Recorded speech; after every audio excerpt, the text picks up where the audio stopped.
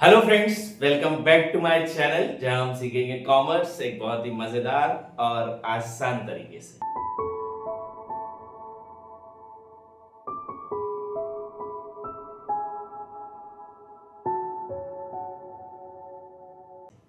हम कंप्लीट कर रहे हैं हमारा पूरा 11th क्लास का सिलेबस एक सिंगल सीरीज में। इस पूरी सीरीज में मैं आपको कंप्लीट करा रहा हूं सारे टॉपिक्स बिल्कुल ही स्क्रैच से, सारे ही सब्जेक्ट्स के, सारे सब्जेक्ट इन द सेंस हमारा accountancy, economics and business studies के। अभी फिलहाल में हम जो पढ़ रहे हैं it is economics chapter number second which is consumers equilibrium. Consumers equilibrium के बारे में हमने इससे पहले वाली वीडियो में ऑलरेडी पढ़ चुके हैं, है ना। कंज्यूमर इक्विलिब्रियम क्या होता है, उसके कई सारे हमने टॉपिक्स पढ़े। उसके अलावा हमने पढ़ा टीयू और एमयू के बारे में भी थोड़ा थोड़ा, है ना। लगभग लगभग एक पूरी वीडियो उस पर बनाई थी मैंने आपको बताया था सेटिस्फेक्शन नापने के तरीके को क्या बोलते हैं, जिसको अपन यूटिलिटी बोलते हैं या यूटिल्स बोलते हैं, है ना। सेटिस्फेक्शन को इकोनॉमिक्स की भाषा में यूटिलिटी बोलते हैं बेसिकली। उसको नापने का जो मेजरमेंट यूनिट है इट इज यूटिल्स, जैसे हमारा किलोमीटर मीटर होता है ऐसे इसमें यूटिल्स है। ये सारी चीजें अपन ने देखा था। फिर मैं आपके पास एक टॉपिक लेके आया था which is total utility and marginal utility. Total utility और मार्जिनल यूटिलिटी क्या होता है, इसको समझने के लिए आप अपन एक उसका सहारा ले सकते हैं बेसिकली। क्या कई बच्चों को उस वाली वीडियो में समझ नहीं आया था टीयू एमयू, है ना। तो मैं एक बार और शॉर्ट में फिर से समझा दे रहा हूँ, फिर अपन पढ़ेंगे इसके रिलेशनशिप्स, फिर अपन उसके आगे के topics like law of DMU और कंज्यूमर इक्विलिब्रियम। तो अपन एक लेते हैं एक पूरा परफॉर्मा बना देता हूं, मैं एक शेड्यूल बना देता हूं, ठीक है। This is the schedule. Schedule में हम 3 कॉलम बना लेते हैं ऑफ यूनिट कंज्यूम, या सिर्फ यूनिट लिख दे रहा हूं, unit consume, MU marginal utility and TU total utility, ठीक है। Let's assume unit number 1, then unit number 2, then unit 3, then unit 4, then unit 5। 5 units तक हमने चीजें क्या करी, कंज्यूम करी। इसको मैं उस पर लिख देता हूँ, ब्लू पेन से लिख देता हूँ, ठीक है। लेट्स अज्यूम कि हमने जब पहली यूनिट कंज्यूम करी किसी भी प्रोडक्ट की, अपन मान लेते हैं, लेट्स सपोज आप मान लो आइसक्रीम। आप आपके हिसाब से कोई भी प्रोडक्ट ले सकते हो। You want to choose chips, you can choose chips. आपको क्लोथ चूज करना है, आप क्लोथ चूज कर लो। आपको कार चूज करना है, आप कार चूज कर लो। Whatever you want to choose, ठीक है, कुछ भी चूज कर सकते हो आप। अपन यहाँ पे मान लेते हैं कि भाई मैं चॉकलेट चूज करके चलो, ठीक है। जब मैंने पहला यूनिट चॉकलेट खाया तो मेरे को जो मैक्सिमम सेटिस्फेक्शन मिला वो एमयू जो मिला वो 20 का मिला। सेकंड जब खाया तो सब थोड़ा सा सेटिस्फेक्शन कम हो गई। क्यों? क्योंकि मैं पहले ही एक खा चुका था, है ना। ये एक बेसिक ह्यूमन नेचर है, ये अपन लॉ ऑफ डीएमयू में पढ़ेंगे। तो दूसरा जब मैंने कंज्यूम करा तो मेरे को सेटिस्फेक्शन थोड़ा सा कम हो गया, लेट्स अज्यूम 15 का हो गया। जब तीसरा खाया तो और कम हो गया, सब 9 का हो गया। सर क्या इनके बीच का जो डिफरेंस है वो सेम होना चाहिए? ऐसा बिल्कुल नहीं है, आप आपके मन से कोई भी वैल्यू ले सकते हो। चौथी यूनिट जब खाई तो चौथी यूनिट पे सर वो 3 का ही रह गया। पांचवी खाई तो 0 हो गया। और अगर मैं छठी यूनिट खाने जाता तो हो सकता है शायद वो माइनस का भी हो जाता, ठीक है। ये मेरी मार्जिनल यूटिलिटी थी। जैसे जैसे मैं कंज्यूम ज्यादा कर रहा हूं मेरी मार्जिनल यूटिलिटी कम होती जा रही है, ठीक है सर। तो टोटल यूटिलिटी क्या होता है? टोटल यूटिलिटी मतलब जितना भी आपने यूनिट कंज्यूम करा है उसका टोटल बता दो। जब आपने पहला कंज्यूम करा था तो एक ही करा था, तो वो आपका टोटल यूटिलिटी कितनी हो जाएगी? 20। जब आपने दूसरा यूनिट कंज्यूम करा तो आपने पहला और दूसरा दोनों कंज्यूम करे तो आपको दोनों की यूटिलिटी प्लस करनी पड़ेगी वहां पे, तो ये कितनी हो जाएगी? 35। जब आपने तीसरा यूनिट कंज्यूम करा तो 3 यूनिट कंज्यूम करे तो 35 + 9 दैट इज 44। देन चौथा कंज्यूम करा तो आपने चारों कंज्यूम करे थे तो 44 + 3 दैट इज 47। देन पांचवा करा तो भले ही 0 थी लेकिन कंज्यूम तो करा, then again 47 and then last one -5 that will be 42। तो this is my total utility. तो ये बन सकता है शेड्यूल टोटल यूटिलिटी का, ठीक है। क्या करा अपन ने?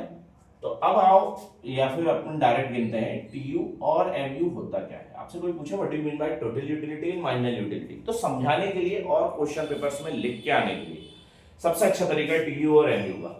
टोटल यूटिलिटी होता है total of all the commodities, ठीक है। Total satisfaction which I got from all the commodities, जब आप उसको ऐड करोगे, when you add it that will become your total utility. तो TU का फॉर्मूला भी यही था, TUN, total utility of nth commodity. nth commodity कुछ भी हो सकता है, जैसे मैंने अभी बताया, it can be a chocolate, it can be a cloth और अ कार और अ फूड ब्रांड और व्हाटएवर जो भी है। तो total utility of nth commodity is equals to marginal utility of first commodity, मतलब first unit, plus marginal utility of second unit up to marginal utility of nth unit। nth unit तक आप add करते जाओ, nth unit कुछ भी हो सकता है, यहाँ पे nth unit 6 है, 8 भी हो सकती है, 20 भी हो सकती है, 30 भी हो सकती है, 100 भी हो सकती है, 1 लाख भी हो सकती है, कुछ भी हो सकता है। तो nth unit तक जब आप प्लस करते चले जाओगे, that will become your TU। यही इसका फॉर्मूला है, यही इसके मायने हैं और यही इसके डेफिनेशन भी। कि टोटल यूटिलिटी क्या होता है, सारी यूटिलिटीज का total is known as total utility. या फिर all when you add up all the utilities which you derive from consuming all the commodities, ठीक है, वो सारी commodities को प्लस करके जो भी आपको सेटिस्फेक्शन डिराइव हो रही है, उन सबको जब आप टोटल करोगे, that will become your total utility। ठीक है, अगर मैं थर्ड यूनिट की बात करूं तो थर्ड यूनिट में टोटल यूटिलिटी कितनी है सर, 44। सर 44 क्यों है, क्योंकि ऊपर की तीनों हमें ऐड करना पड़ेगा ना। लेकिन इसकी MU कितनी सर, इसकी MU N9। MU क्या होता है, मार्जिनल यूटिलिटी क्या होता है, when you consume one additional commodity. तो जब भी आप कोई एक एडिशनल कमोडिटी कंज्यूम करते हो, तो उस एडिशनल कमोडिटी को कंज्यूम करने की वजह से कुछ ना कुछ यूटिलिटी आपको मिली होगी, whether it may be zero और पॉजिटिव और नेगेटिव, कुछ तो मिली होगी, है ना। ऐसा तो हो ही नहीं सकता कि ना मिली हो। तो जो भी एक्स्ट्रा यूटिलिटी आपको मिली है, that will your marginal utility. Clear है। तो जब आप कोई भी एक एक्स्ट्रा एडिशनल यूनिट कंज्यूम कर रहे हो किसी भी कमोडिटी का, तो उस एक्स्ट्रा कंज्यूम करने की वजह से, उस एक्स्ट्रा यूनिट को कंज्यूम करने की वजह से जो भी आपको यूटिलिटी डिराइव हो रही है, that is your marginal utility. Clear है। इसको और अच्छे से समझना हो तो जैसे मैंने अभी समझाया कि लेट सपोज कि अपन ने एक चॉकलेट खरीदी तो मेरे को 20 यूटिल्स का सेटिस्फेक्शन मिला, बहुत सेटिस्फेक्शन मिला क्योंकि पहली खाई। दूसरी खरीदी तो थोड़ा सा कम हो गया, तीसरी खरीदी और कम हो गया, चौथी पांचवी ऐसे कम होता चला गया, एक समय के बाद जीरो हो गया और फिर नेगेटिव में चला गया। सर क्या ये सारे कमोडिटीज के साथ होता है? लगभग तो सारी कमोडिटीज के साथ होता है, लगभग, है ना, सबके साथ हो ऐसा जरूरी नहीं। गोल्ड मैं जितना ज्यादा खरीदूंगा उतना ज्यादा सेटिस्फेक्शन मिलता जाएगा, उसमें DMU काम नहीं करता, है ना, उसमें ये कमोडिटी का ये वाला टॉपिक काम नहीं करेगा, नॉर्मल गुड्स में काम कर सकता है। तो ये हो गया मेरा MU। और TU क्या है, उन सबका टोटल करते जाओ, that will become your TU। मैं अगर बोलूं कि फिफ्थ के लिए TU क्या है तो सर 47। कैसे? पांचों की यूटिलिटी प्लस कर दी तो मैंने 47 आंसर आ रहा। सर पहले के लिए कितना है 20, तो पहला तो कंज्यूम कर ही था, तो जो उसकी MU है वो उसकी TU होगी, है ना, ऐड करने वाली बात ही नहीं आ रही। दूसरे की अगर बोलो तो सर 35। कैसे? पहले और दूसरे की प्लस कर दी 35, उनकी अलग अलग लिखनी हो तो वो MU हो जाएगा। ठीक है, तो ये कहलाता है marginal utility and total utility. Marginal utility का फॉर्मूला भी यही होता है, MUN is equals to TUN minus TUN minus 1। ये TUN ये हो गया, या सपोज पहला वाला मानो तो TUN ये हो गया, TUN माइनस 1 मतलब इसके ऊपर वाला इसके ऊपर रहे ही नहीं, जीरो होगा, तो 20 minus 0 that will 20, 35 minus 20 that will B 15, 44 minus 35 that will B 9। Automatically TU से MU पे जा सकते हो, MU से TU पे आ सकते हो आप। ये सब मनगढ़ंत टॉपिक्स हैं, क्या बोलते हैं, मनगढ़ंत वो है, नंबर्स ले रखे हैं, आप आपके मन से कुछ भी ले सकते हो। आपको सिर्फ ये समझना है TU क्या होता है। TU मतलब total utility which you derive from consuming a commodity. जो भी कमोडिटी कंज्यूम करने की वजह से आपको जो भी टोटल सेटिस्फेक्शन डिराइव होके आ रहा है, that will be your TU। जब आप उस कमोडिटी का एक एक्स्ट्रा कोई कंज्यूम करोगे यूनिट, तो आपको जो सेटिस्फेक्शन मिलेगा that will become your MU। ठीक है, जितना एक्स्ट्रा आप कंज्यूम करते जाओगे that will become your MU, marginal utility. समझ आया TU MU। अब आते हैं इसके रिलेशनशिप्स पे। रिलेशनशिप क्या है सर? रिलेशनशिप क्या है MU और TU के बीच में? तो बहुत सिंपल सा रिलेशनशिप है। अगर आप इसी शेड्यूल को ग्राफ में कन्वर्ट करो तो कुछ इस तरीके से ग्राफ बनेगा। एक ग्राफ बना देता हूं मैं TU का, एक ग्राफ बना देता हूं मैं MU का। ठीक है, हमेशा ऊपर TU का बनाना, नीचे MU का बनाना। ठीक, TU का जो ग्राफ है आप देखोगे सबसे पहले बढ़ रहा है बढ़ रहा है बढ़ रहा है, फिर स्टेबल हो गया और फिर घटने लगा। तो हमने बनाया सर पहले बढ़ रहा है बढ़ रहा है बढ़ रहा है, स्टेबल हुआ और फिर घटने लगा।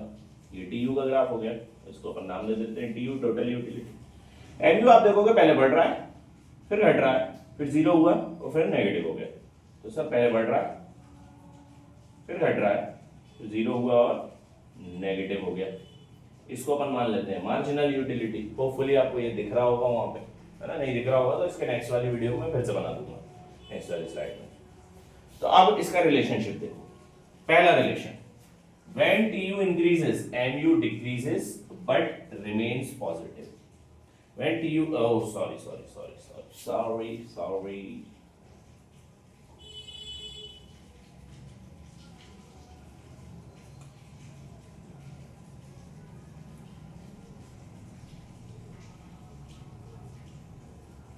ये हो गया MU।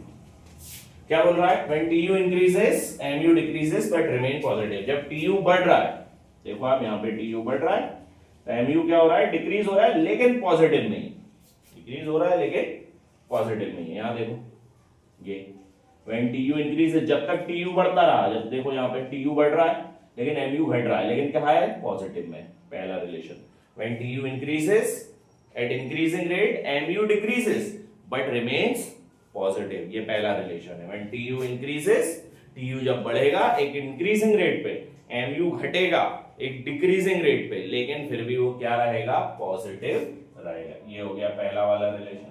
Second, when TU reaches its maximum, when TU reaches its maximum, जब TU जो है उसके मैक्सिमम पे पहुंच जा रहा है, MU become 0।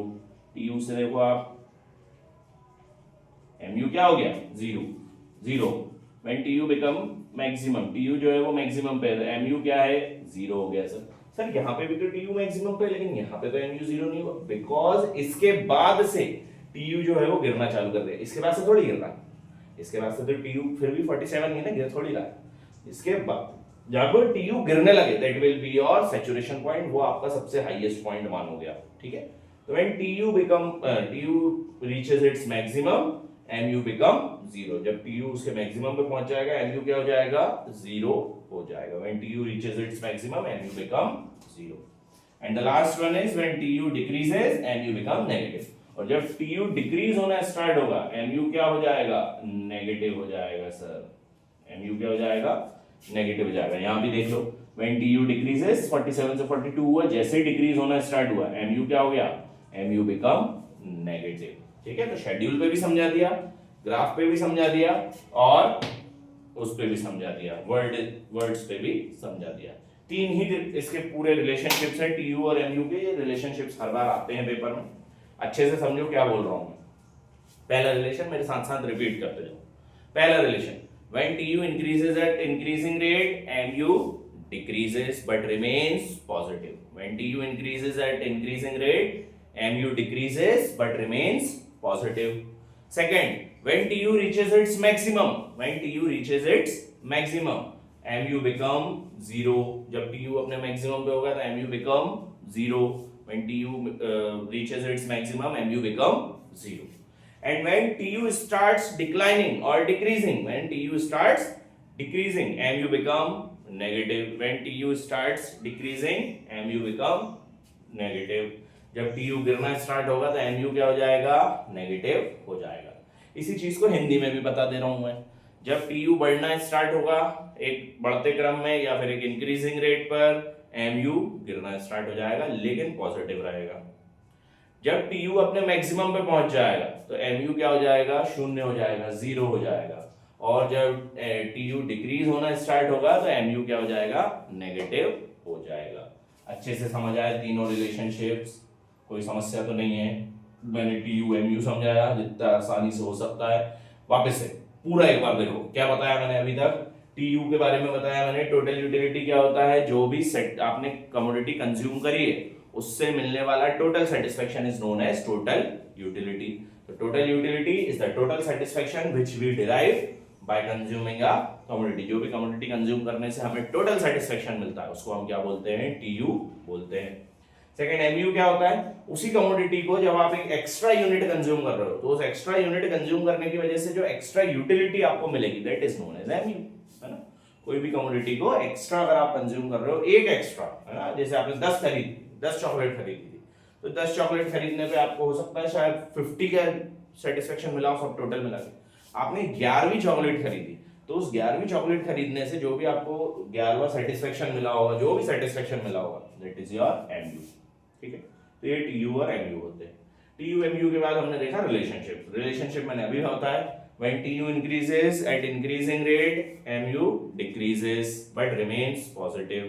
When TU reaches its maximum, MU become 0, and when TU starts decreasing, MU become negative. This is the relationship between the TU and MU. ये तीन ही रिलेशन है, इसके अलावा कोई रिलेशनशिप नहीं आते. ये रिलेशनशिप वर्ड में यही सेम टू सेम उसका शेड्यूल और यही सेम टू सेम उसका ग्राफ. ये तीनों चीज अगर रिलेशन लिखने को आ रही है, ज्यादा से ज्यादा 3 या 4 नंबर में आ सकती है. ये टेस्ट में, आपके पेपर्स में अगर आता है तो आप इतना अगर लिखे होगा, ये शेड्यूल बना दोगे, ग्राफ बना दोगे, अच्छे से बनाना है ना. ये जैसे मैंने यहाँ पे वाई एक्सिस एक्स एक्सिस नहीं लिखा, नेगेटिव एक्स एक्सिस नहीं लिखा, वो नहीं डाले. ये सारी चीजें आपको डालनी पड़ेंगी. ठीक है, जैसे ही आप ये सब चीजें करोगे, आपको 4 में से 4 नंबर लाने से कोई नहीं रोक सकता है ना. 3 या 4 नंबर का सवाल आता है, पेपर 100% है आता है, सारे टीचर्स ही देते हैं लगभग. अब क्योंकि 11th क्लास है, खुद से पेपर बनते हैं तो ना भी दे सकते हैं, कोई बड़ी बात नहीं है. अगर ये बोर्ड्स होती तो 100% आता. ठीक, तो ये एक बहुत इंपॉर्टेंट टॉपिक था पूरे इकोनॉमिक्स का, हमारे कंज्यूमर इक्विलिब्रियम वाले चैप्टर का. होपफुली आपको ये समझ आया होगा. नेक्स्ट टॉपिक की तरफ बढ़े आगे, है ना. इसके सबका खुद नोट्स बनाओगे, रिलेशनशिप लिखोगे, उसका शेड्यूल बनाओगे और ग्राफ बनाओगे. मैं हट भी जा रहा हूं, जल्दी से स्क्रीनशॉट लो और अपन बढ़ते हैं आगे. क्लियर है. नेक्स्ट टॉपिक जो अपने को पढ़ना है, मैं क्लिप काट नहीं रहा हूं यहाँ पे, डायरेक्ट ही पढ़ा रहा हूं. नेक्स्ट टॉपिक जो अपने को पढ़ना है, it is law of diminishing marginal utility. Right it down in your copies. आपकी कॉपीज में एक नया हेडिंग डालो और उस पर लिखो law of diminishing marginal utility. Law of diminishing marginal utility. Sir, law of diminishing marginal utility क्या होता है? तो अभी अपन थोड़ा सा इसको उस वे में पढ़ते हैं, मतलब मौखिक पढ़ाता हूं मैं आपको, एक एग्जांपल के तौर पर समझाता हूं कि law of diminishing marginal utility, law of DMU है क्या. लॉ ऑफ डीएमयू एक बहुत ही इंपॉर्टेंट लॉ है ना हमारे इकोनॉमिक्स का, और ये लॉ आपकी लाइफ में डेली यूज हो रहा है. डेली, आपको पता नहीं है लेकिन डेली यूज हो रहा है. ठीक है, कैसे? लेट्स अज्यूम कि अब यहाँ पे कुछ अजम्पशन है. पहले तो अजम्पशन समझो, क्या अजम्पशंस है. लॉ ऑफ डीएमयू के अजम्पशंस क्या है? सबसे पहला, आपका जो टेस्ट और प्रेफरेंस है वो चेंज नहीं होना चाहिए. जो कमोडिटी आप कंज्यूम कर रहे हो उसकी क्वालिटी, क्वांटिटी, प्राइस चेंज नहीं होना चाहिए. आपकी इनकम चेंज नहीं होना चाहिए. ठीक है, ये सारी चीजें अगर कांस्टेंट है और आप वो जो कमोडिटी है वो एक ही समय पर कंज्यूम कर रहे हो, ये 4 अजम्पशंस अगर आप लेकर चल रहे हो, क्या क्या? टेस्ट और प्रेफरेंस चेंज नहीं होगा, प्रोडक्ट की क्वालिटी, क्वांटिटी, प्राइस चेंज नहीं होगा, आप एक ही समय पर उसको कंज्यूम कर रहे हो, और उस प्रोडक्ट का किसी भी प्रकार से कोई भी चेंजेस हम मानकर नहीं चलेंगे. हाँ, आपकी इनकम में भी कोई चेंज नहीं आएगा. ठीक, सपोज मान के चलो कि मैं मेरे एरिया में बहुत फेमस नाश्ते की दुकान है, इट इज मनोहर, है ना. भोपाल वाले बच्चे बहुत अच्छे से जानते होंगे मनोहर. तो मैं मनोहर गया, मैंने उससे टोकन लिया और मैंने एक पोहा खरीद लिया. मेरे को भूख लग रही थी, मैंने खा लिया, मुझे उसका सबसे बेस्ट सेटिस्फेक्शन मिला था. ठीक है, अपन एक लिख भी लेते हैं. हाँ, अपन क्या है, टॉपिक का नाम क्या है भैया? लॉ. और एक गीला है अभी भी.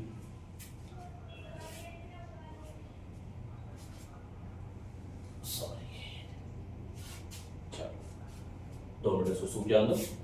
लेट्स अज्यूम जब तक अपन शेड्यूल बना लेते हैं, यानी कि नीचे सूख गया है ना, सूख गया ना, नहीं सूखा ये भी, यहाँ बना दो, सूख गया. अरे पूरा बॉडी गीला है. चलो, सो देख लेते हैं. लॉ ऑफ डीएमयू अपन देख रहे थे. ठीक है, लेट्स अज्यूम कि मैं गया भैया मनोहर के पास, मैंने उसको 20 रुपए दिए और 20 रुपए का एक पोहा ले लिया. जब मैंने वो पोहा कंज्यूम किया, क्योंकि मैं भूखा था, ठीक है, सुबह सुबह का नाश्ते का टाइम है, क्योंकि मैं भूखा था तो मेरे को बहुत ज्यादा समस्या मतलब बहुत ज्यादा सेटिस्फेक्शन मिला उससे. ठीक है, बहुत ज्यादा सेटिस्फेक्शन मिला, मतलब मैं हाई लेवल ऑफ सेटिस्फेक्शन पे पहुंच गया कि अरे वाह यार, पोहा खा लिया, मजा आ गया. भैया मैं दूसरा पोहा लेने गया. अब ध्यान रखना, अजम्पशन सेम है अपने, है ना. ना क्वांटिटी चेंज हुई है, ना क्वालिटी चेंज हुई है, ना टेस्ट एंड प्रेफरेंस चेंज हुआ है, ना मैं किसी दूसरी दुकान पे जाके खा रहा हूँ, मैं वहीं खा रहा हूँ, सब कुछ सेम. मैं गया, दूसरा टोकन लिया, दूसरा प्लेट ऑफ पोहा लिया और उसको भी खाया. जो सेटिस्फेक्शन जो मेरे को पहले पोहे के प्लेट पे मिली थी, दूसरे पे नहीं मिली, थोड़ी सी कम हो गई. क्यों? पेट भरा हुआ था, है ना. मेरा जो दिमाग था उसने बोल चुका था कि हाँ यार, पेट जो है वो हल्का सा भरा गया. तीसरे पे गया, तीसरी प्लेट ली, तीसरी प्लेट खा ली. सेटिस्फेक्शन जो मुझे मिलना था तीसरी प्लेट पे वो तो पहली वाली प्लेट के लेवल पे ही मिलना था, क्योंकि कुछ भी चेंज नहीं हुआ है, लेकिन फिर भी मुझे कम मिला सेटिस्फेक्शन लेवल। जो यूटिलिटी मुझे मिलनी चाहिए थी वो यूटिलिटी कम हो गई। चौथे प्लेट खाई तो और कम हो गई, पांचवी प्लेट पे वो यूटिलिटी जीरो हो गई। मेरी मतलब ये इच्छा हो गई कि अब तो नहीं खाना, और अगर मैं छठी प्लेट पे जाता हूं तो वो नेगेटिव में चली जाएगी, मतलब मेरे को उल्टी हो जानी है। ये सबके साथ होता है, सिर्फ मेरे साथ नहीं हो रहा है। आप यूज करके देखो। आप पहली चॉकलेट खाना आपको बेस्ट सेटिस्फेक्शन मिलेगा, दूसरी खाना थोड़ा सा कम मिलेगा, तीसरी खाना और कम मिलेगा, चौथी खाना और कम मिलेगा, पांचवी छठवीं सातवीं आठवीं, एक समय के बाद जाके आप सैचुरेशन पे आओगे। वो एक ऐसा समय रहेगा जिस समय पर आप बोलोगे कि नहीं अब मैं चॉकलेट नहीं खा सकता, वहां आपकी यूटिलिटी क्या हो जाएगी, जीरो। और अगर उसके बाद भी आप जान करके आज चॉकलेट और खा लेते हो और आपकी तबीयत बिगड़ती है या उल्टी हो जाती है, that is your negative utility. तो इससे आपको क्या देखने को मिल रहा है कि जो मार्जिनल यूटिलिटी है वो कहां जा रही है, डिमिनिशिंग हो रही है, नीचे की तरफ जा रही है। ऐसा क्यों हो रहा है sir? Because it is a basic human nature. ये एक बेसिक ह्यूमन नेचर है हर एक ह्यूमन का, कि जब भी आप कोई एक कमोडिटी बार बार कंज्यूम करते रहते हो, एक सेम समय पर, एक सेम टाइम पर, एक सेम टेस्ट और प्रेफरेंस पर, बिल्कुल कोई भी चीज चेंज नहीं हो रही है, अगर आप कोई चीज कंज्यूम करते रहोगे तो उसकी जो यूटिलिटी आप डिराइव करोगे वो कहां चली जाएगी, नेगेटिव, मतलब डिमिनिशिंग में जाती जाएगी। एक समय के बाद जीरो हो जाएगी और फिर नेगेटिव में चली जाएगी। और इसी कॉन्सेप्ट को बोलते हैं law of diminishing marginal utility. आ गया होगा समझ में, है ना? Law of diminishing marginal utility क्या होता है? Law of diminishing marginal utility states that, अब आते हैं डेफिनेशन पर। Law of DMU states that, अब हो गया होगा साफ, अब हो गया। Law of DMU, diminishing marginal utility, ठीक है। हम यूनिट लिख लेते हैं यहाँ पे, यूनिट 1 2 3 4 5 6, और यहाँ लिख लेते हैं अपन मार्जिनल यूटिलिटी। उसका पहले वाले का सर 20, दूसरे वाले का 15, तीसरे वाले का 11, चौथे वाले का 5, पांचवे वाले का 0, छठे वाले का -6। कुछ भी हो सकता है भाई, मेरी इच्छा है, मेरे को यूटिलिटी मिल रही, सबकी अपनी अपनी इच्छा रहती है यूटिलिटी की। तो इससे क्या समझ आ रहा है कि जैसे जैसे आप ज्यादा से ज्यादा कमोडिटी कंज्यूम कर रहे हो, आपकी जो यूटिलिटी है वो क्या होती जा रही है, डिमिनिश होती जा रही है। तो when you consume more and more commodity of same, है ना, मोर and more same commodity, then the satisfaction derived from that commodity keeps on decreasing because it is a basic human nature. This is known as law of diminishing marginal utility. Law of diminishing marginal utility states that when you consume more and more commodity, more and more same commodity at a same quantity at a same price, सारी चीजें same, then the satisfaction level derived from that commodity keeps on decreasing, and this and because of the basic human nature, वो जो utility आपको मिल रही है वो क्या होती जाएगी, कम होती जाएगी। और ये क्यों होगा? Because it is a basic human nature, और क्योंकि ये एक बेसिक ह्यूमन नेचर है, इसी को हम क्या बोलते हैं, law of diminishing marginal utility बोला जाता है। आ गई बात समझ में? अजम्पशंस समझ आए? अजम्पशंस क्या है सर? सर इसके अजम्पशंस क्या है? ये तो लिख दिया, ये बना दिया मैंने, इसका क्या क्या बोलते हैं इसको, शेड्यूल। इसका वो और बना दे रहा हूं मैं, बनाने की जरूरत मेरे हिसाब से तो नहीं पड़नी चाहिए, मैंने अपनी हाल ही बताया है ना। Law of diminishing marginal utility का ग्राफ कैसा बनेगा? ऐसा बनेगा सर, एमयू। क्या हो रहा है ये? धीरे धीरे धीरे धीरे, जैसे अगर मैं पहली कमोडिटी कंज्यूम करी, दूसरी करी, तीसरी करी, चौथी करी, पांचवी करी, छठी करी, है ना, सातवीं करी, तो ऐसे ऐसे क्या होता जाएगा, ये नीचे जाता जाएगा। इसको और कम कर दे रहा हूँ, 3 कर दे रहा हूँ, 0 कर दे रहा हूँ, सातवीं कमोडिटी पर -6 कर दे रहा हूँ। तो आप देखोगे कि छठी कमोडिटी पर क्या हो गया भैया, 0 हो गया सर, छठी कमोडिटी पर 0 हो गया। और पांचवी कमोडिटी पर जैसे जैसे कमोडिटी बढ़ रही थी, मेरा जो मार्जिनल यूटिलिटी है वो क्या होता जा रहा था, गिरता जा रहा था, मार्जिनल यूटिलिटी गिरती जा रही थी। और सातवीं कमोडिटी पे वो नेगेटिव में हो गई, सातवीं कमोडिटी पे वो नेगेटिव में हो गई। आप देखोगे this is the point of saturation, ठीक है, ये पॉइंट ऑफ सैचुरेशन, ये एक ऐसा पॉइंट है जहां पर आप अब एक नई कमोडिटी खरीदते हो या नहीं खरीदते हो, डजंट मैटर, आपकी यूटिलिटी 0 ही होना है। खरीदोगे तो नेगेटिव में चले जाओगे, नहीं खरीदोगे 0 पे बैठे ही हो आप। अब आप पूर्णतः सेटिस्फाइड हो उस क्या बोलते हैं क्या, उस कमोडिटी से आप पूर्णतः सेटिस्फाइड हो, ठीक है, that is known as point of saturation. आपकी बुक में ऐसे ग्राफ वगैरह भी बने हुए हैं, वो डिब्बे बने हुए हैं, डजेंट मैटर, अपने को तो एमयू समझना था, एमयू हमें समझ आ गया, लॉ ऑफ डीएमयू भी हमें समझ आ गया सर। लॉ ऑफ डीएमयू क्या है, एक बार वापस से रिपीट करो मेरे साथ, फिर अपन खत्म करें इस वाली वीडियो को यहीं पर। लॉ ऑफ डीएमयू तक ही मुझे आज समझाना था, इसके बाद वाले टॉपिक बाद में समझेंगे, है ना, नेक्स्ट वाली वीडियो में। तो लॉ ऑफ डीएमयू क्या बोलता है, law of DMU says that if you consume more and more same commodity at a same time, then the satisfaction level which you derive from that commodity keeps on decreasing, ठीक है, because it is a basic human nature। कोई भी commodity को अगर आप बार बार same समय same price पर खरीदते रहोगे और कंज्यूम करते रहोगे तो उससे निकलने वाला जो सेटिस्फेक्शन है वो क्या होता जाएगा, कम होता जाएगा, क्योंकि ये एक बेसिक ह्यूमन नेचर है, ये ह्यूमंस के अंदर, ये सबके अंदर होता है कि अगर आप एक ही कमोडिटी बार बार खरीद रहे हो तो वो कहाँ जाती जाएगी, नेगेटिव में, डिक्रीजिंग में जाती जाएगी, एक समय के बाद जीरो हो जाएगी, पॉइंट ऑफ सैचुरेशन पे पहुंच जाएगी, और उसके बाद भी कंज्यूम करोगे तो नेगेटिव चली जाएगी। ये एक बेसिक ह्यूमन नेचर होता है, इसी को हम बोलते हैं law of diminishing marginal utility या लॉ ऑफ डीएमयू। इसके कुछ असम्पशंस भी होते हैं सर, आपकी कॉपीज में मेरे पास जो नोट्स हैं उसमें 10 असम्पशंस हैं, अपन ने 4-5 पढ़ चुके हैं, है ना। No change in taste and preference, no change in price, no change in quality, no change in quantity, no change in income level, there should not be any change of, there should be a perfect knowledge about the commodity। हर एक इंसान को perfect knowledge होना चाहिए commodity का, time change नहीं होना चाहिए, ऐसा नहीं हो कि एक पोहा का प्लेट सुबह खाई एक शाम को खाई तो फिर तो सेटिस्फेक्शन बराबर ही मिलना है या ज्यादा ही मिलेगा, है ना, सेम समय पर खाना है आपको। उसके अलावा बस यही सारी चीजें हैं, और तो कुछ है नहीं। Money remain same, fixed income होना चाहिए, फिक्स प्राइस होना चाहिए, रैशनल कंज्यूमर होना चाहिए। रैशनल कंज्यूमर का मतलब एक ऐसा कंज्यूमर जो कि एक ही एक प्रोडक्ट बार बार खरीद रहा है, that should be a rational consumer. और रैशनल कंज्यूमर मैं आगे समझाने वाला हूं वैसे तो, बट अभी यही है रैशनल कंज्यूमर, ठीक है। तो ये कहलाता है लॉ ऑफ डीएमयू। अब सर लिख के कैसे आना है, हम तो 11th में पहली बार पढ़ रहे हैं ये सारी चीजें, इससे पहले हमने नहीं पढ़ी। अगर कल को कुछ आता है लिखने के लिए कि भैया लॉ ऑफ डीएमयू समझाओ, तो क्या ये 2 लाइन समझा के जाऊंगा मेरे को 4 नंबर मिल जाएंगे, नहीं। उसको ऐसे समझाना, सुनो क्वेश्चन का आंसर देने का तरीका समझ लो, फिर अपन ये वीडियो बंद करते हैं। सबसे पहले अगर आपको आता है explain law of DMU with your schedule and graphs and all the observations and assumptions also, तो सबसे पहले अपन ने सबसे पहले लिखना लॉ ऑफ डीएमयू का स्टेटमेंट जो मैंने अभी बताया कि law of DMU states that when you consume more and more a commodity then the satisfaction level derived from that commodity keeps on decreasing because it is a basic human nature, है ना। तो ये पूरा 3-4 line का बेहतरीन तरीके से क्या लिखना है, स्टेटमेंट लिखना। उस स्टेटमेंट के बाद लिखना अजम्पशन, हेडिंग डालना अजम्पशन, अजम्पशंस में डालना there should be a rational consumer, perfect competition होना चाहिए, कंज्यूमर का टेस्ट चेंज नहीं होना चाहिए, प्रेफरेंस चेंज नहीं होना चाहिए, इनकम चेंज नहीं होना चाहिए, प्राइस ऑफ कमोडिटी चेंज नहीं होना चाहिए, उसके अलावा परफेक्ट नॉलेज होना चाहिए कंज्यूमर को। ये सारे अजम्पशंस लिखकर आओगे आप, ठीक है। ये सारे अजम्पशंस लिख देना एक लाइन में। 5 अजम्पशंस भी लिख दिए आपने।